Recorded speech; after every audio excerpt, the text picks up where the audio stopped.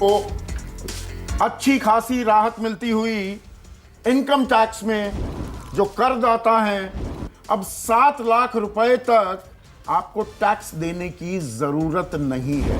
ये नई व्यवस्था में जो है, विपिन हमारे साथ जुड़ गए हैं, थोड़ा ये समझाइए, एक पुरानी व्यवस्था है और एक नई व्यवस्था। 7 लाख रुपए नई व्यवस्था में आपको टैक्स देने की जरूरत नहीं, पुरानी व्यवस्था में जो है उसके लिए क्या होगा, या वो अब बेमानी होगी? देखिए, जो पुरानी व्यवस्था है उसको एज इट इज रखा गया है, उसमें कहीं पे कोई भी चेंजेस नहीं किए गए हैं, जो ज्यादातर लोग यूज कर रहे हैं आज भी। जब नए व्यवस्था, मैंने इसीलिए ये पूछा आपसे। हाँ जी, और वो अभी बरकरार है, बनी रहेगी? वो बरकरार है, वो एज इट इज बनी रहेगी। और ज्यादातर लोग वही यूज करते थे क्योंकि उसके अंदर आपको हाउसिंग लोन की डिडक्शंस मिलती थी, इन्वेस्टमेंट्स की डिडक्शंस मिलती थी, बट उसमें कोई चेंजेस नहीं किए गए हैं। अगर मैं देखूं तो मतलब 2.5 लाख की जगह वहां पर सीमा अब 3 लाख बढ़ा दी। 2.5 लाख जब पहले जो स्लैब्स थे, और 2.5 से 5 तक 5% जो था, दरअसल आपको कोई टैक्स नहीं देना पड़ता था। पुरानी व्यवस्था पर अब क्या इंपैक्ट होगा? पुरानी व्यवस्था पे कोई इंपैक्ट नहीं है, कोई इंपैक्ट नहीं है। इन्होंने ये माना है कि सभी लोग नई व्यवस्था को ऑप्ट करेंगे और हम जो भी चेंजेस कर रहे हैं वो नई व्यवस्था के लिए करेंगे। तो अगर मैं अभी पुरानी व्यवस्था में हूं और मैं 7 लाख रुपए कमाता हूं तो मुझे कितना टैक्स देना होगा? अगर आप 7 लाख रुपए कमाते हैं तो आपको 52,500 रुपीज वो देना पड़ेगा, वो आज भी देना है। तो ये यहां पर देखिए, ये बजट के अंदर होता क्या है कि जल्दबाजी में हम बड़ी बड़ी ब्रेकिंग न्यूज जो चला देते हैं। नई व्यवस्था अगर आप ऑप्ट करते हैं तो 7 लाख रुपए तक आपको कोई टैक्स नहीं देना होगा। लेकिन जो पुरानी व्यवस्था है, एग्जेम्पशंस थी, मैंने हाउसिंग लोन ले रखा है, ATCC में मेरी लाइफ इंश्योरेंस है, कुछ बच्चों की फीस, वो एग्जेम्पशंस जोड़ने के बाद भी 7 लाख तक मुझे 52,000 देना पड़ेगा। यस। और नई व्यवस्था में ये एग्जेम्पशंस नहीं है, पर मैं 7 लाख अगर मेरी आमदनी है, मेरी आय है, तो मुझे कोई टैक्स नहीं देना है।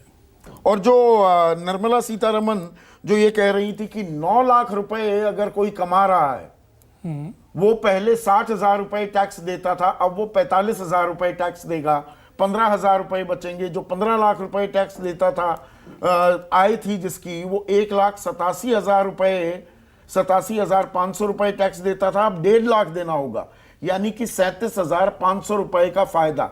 ये पुरानी व्यवस्था पर भी लागू होगा या ये भी नई व्यवस्था के लिए? उसके लिए जो इन्होंने अभी बोला, उसके वो बजट डॉक्यूमेंट जब तक नहीं आएगा तो उसको एग्जैक्ट एनालाइज नहीं कर सकते हैं। अभी मैडम ने सिर्फ बोला है, क्योंकि 2 रिजीम है और जब वो बोलते हैं तो उसमें कंफ्यूजन रहता है कि वो किस रिजीम की बात कर रहे हैं। हाँ, तो वो क्योंकि मैंने ये सवाल इसलिए पूछा विपिन, आपने अभी कहा कि 7 लाख की आमदनी है, हाँ, तो 52,000 देना पड़ेगा पुरानी व्यवस्था में। हाँ जी। तो जब वो ये कह रही है हमारी वित्त मंत्री कि 9 लाख तक अब आपको 45,000 ही देना होगा, तो इसका मतलब वो नई व्यवस्था की बात कर रही है। लेकिन क्योंकि इन्होंने पहले बोला कि हम नए रिजीम की बात कर रहे हैं, जब इन्होंने बोला तो कि हम जब टैक्स है तो वो टैक्स आपको नहीं देना, हाँ, तो वो दोनों बातें लग रही हैं। अब वो बजट डॉक्यूमेंट जब तक सामने नहीं आएगा, आई थिंक और 15-20 मिनट में जब ये बजट खत्म होगा तो वो डॉक्यूमेंट आ जाएगा, उसके बाद वो ज्यादा फाइनल हो पाएगा कि वो एग्जैक्ट किस पोजीशन की बात कर रहे हैं। हाँ, तो यहां पर अब जो ये स्लैब्स हैं, ये स्लैब बढ़ने से पर कुछ ना कुछ तो फायदा मिलेगा ही एक आम आदमी को।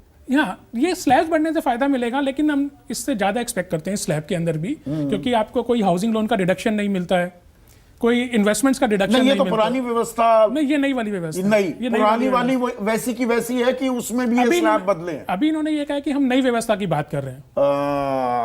तो जब मैडम ने बोला तो नई व्यवस्था के लिए बोला। इसको और आसान कर दीजिए। देखिए, ये आम आदमी के ना मन में लड्डू जब फूटता है और बाद में वो कैलकुलेशन करता है तो वो कहता है कि अरे, पुरानी व्यवस्था में क्या फायदे थे आम आदमी को, नई व्यवस्था में लोग नहीं गए थे, ये नई व्यवस्था में लाने के लिए प्रोत्साहित किया जा रहा है, दोनों में फर्क क्या है?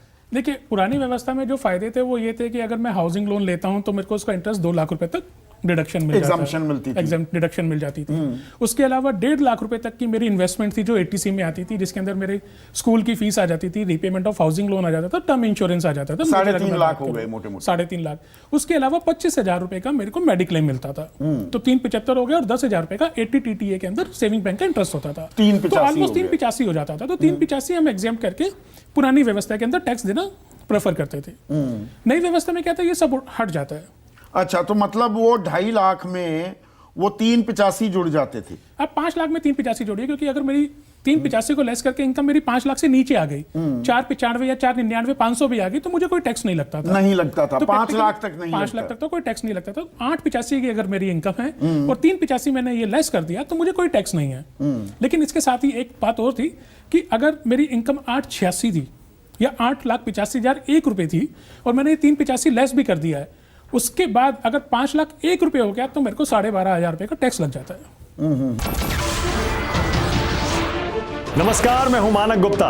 अगर आपको हमारा ये वीडियो पसंद आया हो तो इसे लाइक और शेयर जरूर करें, और हां, हमें सब्सक्राइब और फॉलो करना ना भूलें ताकि आप देश और दुनिया की कोई खबर मिस ना करें। तो जुड़े रहिए हमारे साथ और देखते रहिए News 24।